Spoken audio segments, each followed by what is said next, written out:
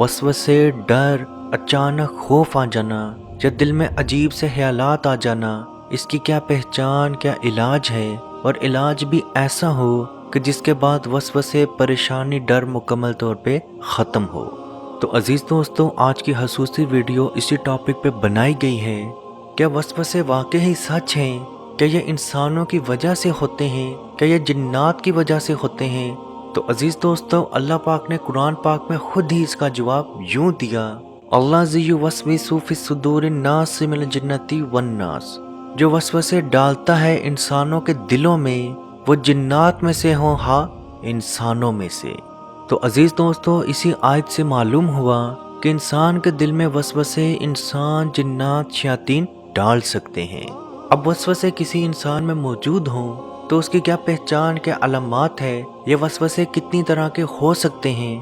तो सबसे पहला वसवसा या डर कुछ यूं है, जो एक मेरी बहन ने भी मैसेज किया था कि मैं पढ़ी लिखी भी हूँ, लेकिन जब भी मैं घर से बाहर निकलने की कोशिश करती हूँ या कहीं जॉब के लिए अप्लाई करने की कोशिश करती हूँ तो मेरे दिल में वसवसे, डर आ जाता है। मेरे पाँव ही मेरे घर से बाहर नहीं निकलते, जबकि मुझे जॉब की ज़रूरत भी है, लेकिन उसके बावजूद भी मैं घर से बाहर नहीं निकल पाती। कुछ वसवसे तो इसी तरह के होते हैं। इसके अलावा बहुत सारे वसवसों में बच्चों की पढ़ाई, अचानक से बच्चों की पढ़ाई खराब होना शुरू होती है और उनके दिमाग में तरह तरह के वसवसे चलते रहते हैं। अगर ये हो गया तो क्या होगा, अगर वो हो गया तो क्या होगा। तो इसी वजह से उनकी पढ़ाई के अंदर लॉस ही लॉस होता रहता है और इसी वसवसों की वजह से इंसान बहुत ज़्यादा कमज़ोर भी होता है और हद से ज़्यादा बीमारी में भी मुब्तला रहता है। क्योंकि अगर किसी इंसान ने बीमारी या बुरा वक्त देखा है तो वो हर वक्त इसी वसवसे में मौजूद रहता है कि यार ये ना हो कि फिर से मुझे वो बीमारी लग जाए, ये ना हो फिर से मेरे पास वो वक्त आ जाए, ये ना हो मेरे पे कोई बुरा वक्त आए। तो अजीज़ दोस्तों, इस तरह के भी वसवसे इंसान के अंदर चलते रहते हैं। ये बाज़ वसवसे ऐसे भी होते हैं जिसमें इंसान को अजीब तरह की आवाज़ें या ऐसा महसूस होना शुरू होता है किसी ने बाहर से आपका नाम लेके पुकारा, या ऐसा महसूस होता है कि घर में कोई चोर आ गया या घर के छत पे कोई चीज़ चल रही है, जबकि आपके अलावा वो आवाज़ें कोई भी नहीं सुनता। याद रखें, जिन्नात और शयातीन या इंसान दोनों ही इंसान के दिलों में वसवसे डालते हैं। नबी पाक सल्लल्लाहु अलैहि वसल्लम ने मोमिन को अकेले बैठने से मना फरमाया कि शैतान ऐसी हालत में आपके दिल में सबसे ज़्यादा वसवसे डालता है। अब हम बात करते हैं कि इस वसवसे का इलाज कैसे किया जाए।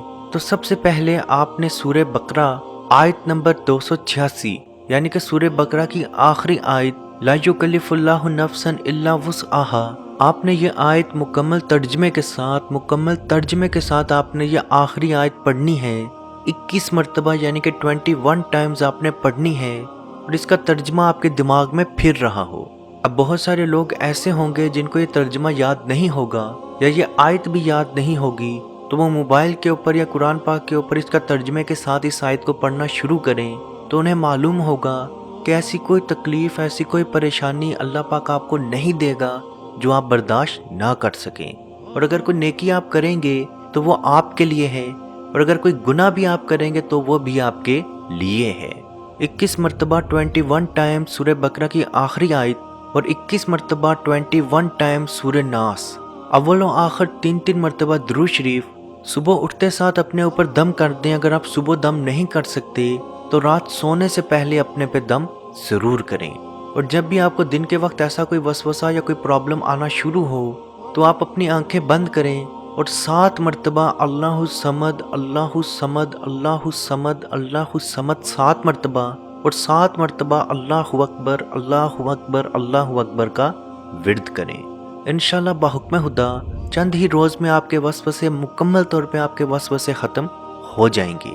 बाज़ दफ़ा बच्चों के अंदर भी बहुत ज़्यादा वसवसे पाए जाते हैं। कोई माएँ अपने बच्चों को बहुत ज़्यादा डांटती या मारती हैं, हर चीज़ से रोकती रहती हैं, तो उस बच्चे के अंदर भी तरह तरह के वसवसे पैदा होना शुरू होते हैं।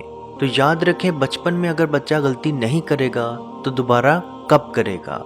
अगर शरारतों या गलती की वजह से बच्चों को मारा जाता तो आप सल्लल्लाहु अलैहि वसल्लम के दोनों नवासे इमाम हसन और इमाम हुसैन रज़ी अल्लाह ताला अन्हो मस्जिद में नमाज पढ़ते आप सल्लल्लाहु अलैहि वसल्लम पे चढ़ जाते थे। جمعے کے خطبے کے دوران مسجد میں بھاگتے تھے، آ جاتے تھے۔ تو عزیز دوستو، آج کل ہمارا بچہ کوئی ایسا کر کے دیکھے تو ماں یا باپ میں سے کوئی ایک ان کو مار مار کے ان کا برا حال کر دے گا۔